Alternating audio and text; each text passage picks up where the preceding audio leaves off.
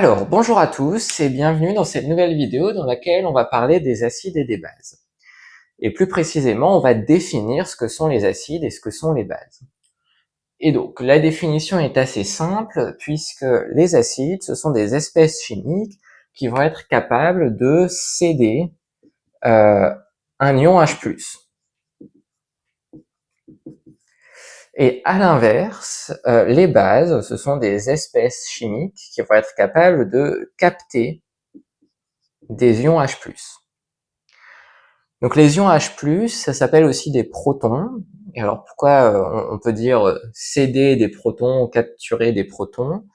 Eh bien, c'est parce que le noyau, enfin l'atome d'hydrogène, dans le tableau périodique, son numéro atomique et son nombre de masses sont tous les deux égaux à 1. Ce qui veut dire que dans un atome d'hydrogène, il y a un électron, un proton et 0 neutron. Ce qui fait que là, si on ne prend pas un atome d'hydrogène mais l'ion H+, ça veut dire qu'on a enlevé un électron.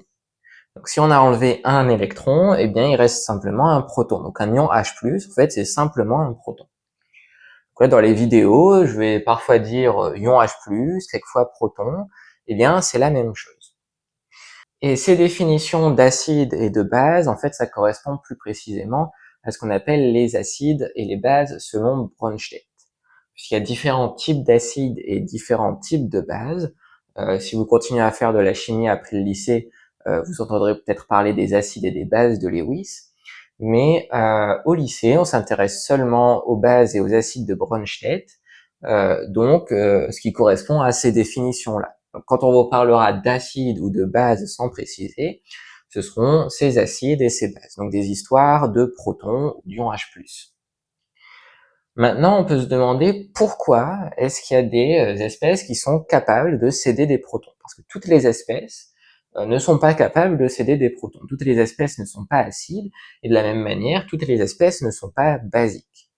On peut se demander qu'est-ce qui fait qu'une molécule va être capable de libérer certains ions H+. Et donc pour ça, on peut prendre un exemple d'acide. Donc les molécules dont on sait avec certitude qu'elles sont des acides, eh bien c'est par exemple les acides carboxyliques, puisque c'est dans le nom. Donc ici, si on prend l'acide acétique, ou autrement dit l'acide éthanoïque, donc ça c'est un acide qu'on retrouve dans le vinaigre par exemple, et si on dessine son schéma de Lewis, on va obtenir ceci. Donc acide éthanoïque, il y aura 2 carbones dans la chaîne carbonée principale. Ensuite, acide carboxylique, ça veut dire qu'il y a un groupement en COOH, et puis après on complète avec les hydrogènes. Donc ça, comme le nom le suggère, c'est un acide, c'est l'acide acétique. Et ce qui veut dire que, par définition, cette molécule est capable de céder un ion H+. Mais sauf que dans cette molécule, il y a 4 atomes d'hydrogène. Donc il y a 4 candidats potentiels pour former un ion H+. Il y a ces trois-là et celui-ci. Bon, donc assez logiquement, s'il y en a qu'un qui est acide, donc un proton qu'on peut libérer, c'est ce qu'on appelle un proton acide, eh bien ça va être a priori celui-ci, puisque c'est le seul qui se distingue des trois autres. Et à partir de cette déduction, pour l'instant c'est juste une hypothèse, on peut se demander pourquoi cet hydrogène-là serait capable d'être libéré par la molécule.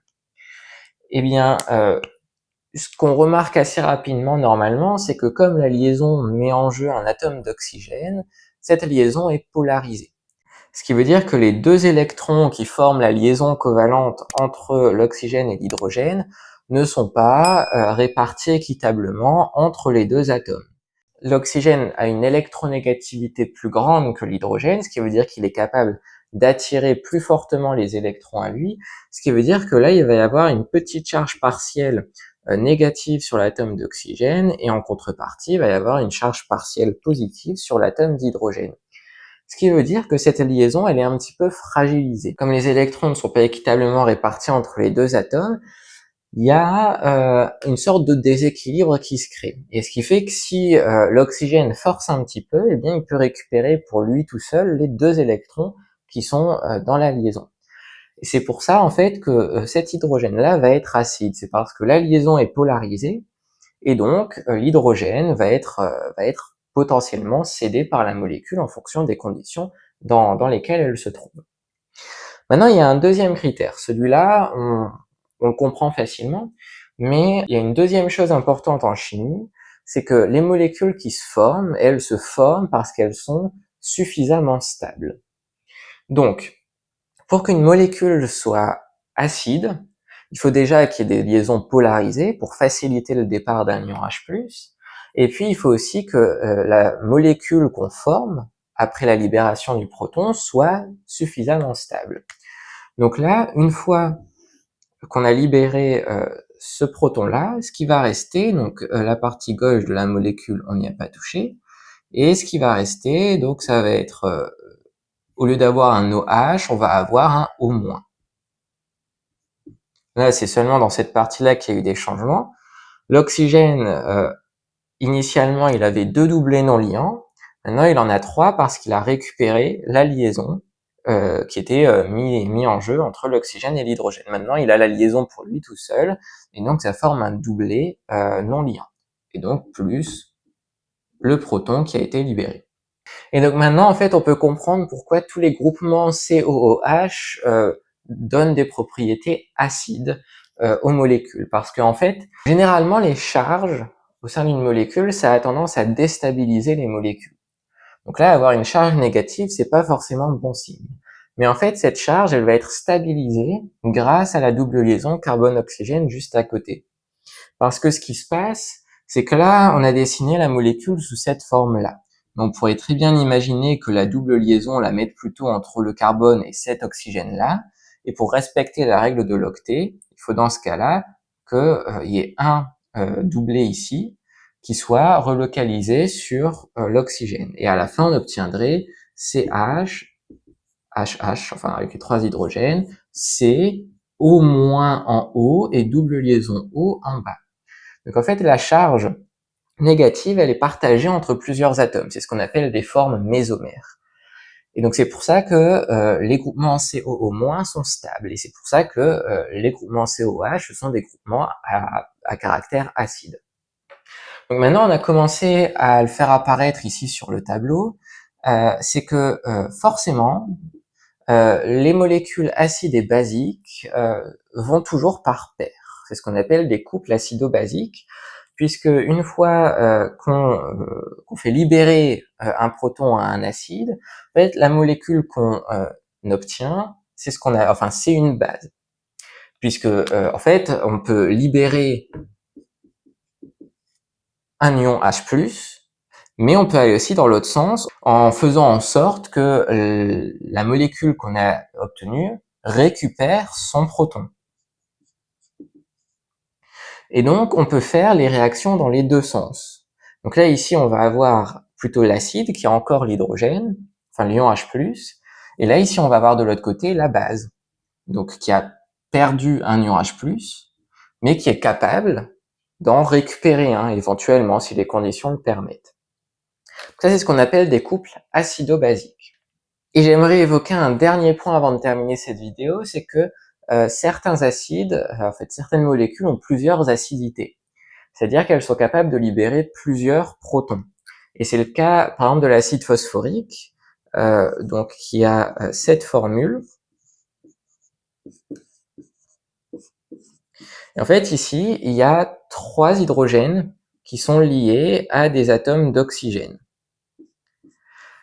Ce qui veut dire qu'il y a 3 atomes d'hydrogène engagés dans des liaisons polarisées, donc des liaisons fragilisées. Et chacun des 3 atomes d'hydrogène va pouvoir être libéré sous la forme d'un ion H+. Donc si on en libère un, par exemple celui de droite, eh bien on va récupérer cette formule-là.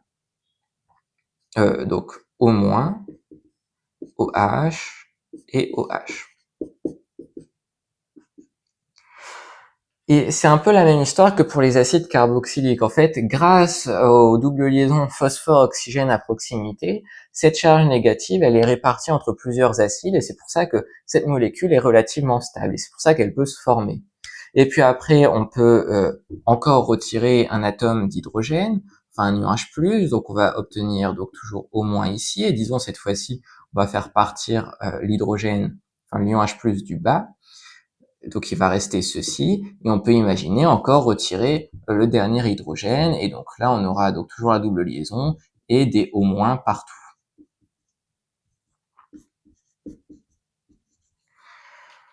Donc ici on a ce qu'on appelle un triacide.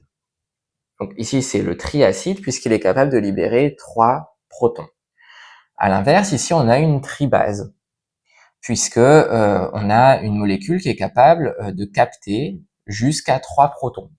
Puisque pour justifier le caractère acide d'une molécule, il faut utiliser la présence de liaisons polarisées et la stabilité de l'espèce formée. Et donc pour justifier les propriétés basiques d'une molécule, c'est la présence de doublés non liants. Donc là, il y a des doublés non liants qui peuvent être utilisés au niveau des 3 atomes d'oxygène pour capturer des ions H+. Et au milieu, ici, on a un cas un peu particulier puisqu'on a cette espèce qui pourrait aller soit vers la gauche, donc récupérer un proton, donc dans ce cas-là, elle aurait le rôle d'une base, mais elle peut aussi aller vers la droite. Donc dans ce cas-là, enfin, et aller vers la droite, donc c'est-à-dire en libérant un proton pour former cette molécule. Donc là, on a une molécule qui peut être à la fois acide et basique. Et c'est le même cas pour la molécule qui est ici. Donc ces espèces-là, c'est ce qu'on appelle des espèces amphotères. Donc une espèce amphotère, c'est une espèce qui a à la fois des propriétés acides et basiques. Donc c'est à peu près tout ce que je voulais dire sur la définition des acides et des bases, donc on va s'arrêter là pour cette vidéo. J'espère qu'elle vous aura été utile. Si c'est le cas, pensez à laisser un j'aime et à vous abonner à la chaîne, et puis je vous dis à très vite pour une prochaine vidéo.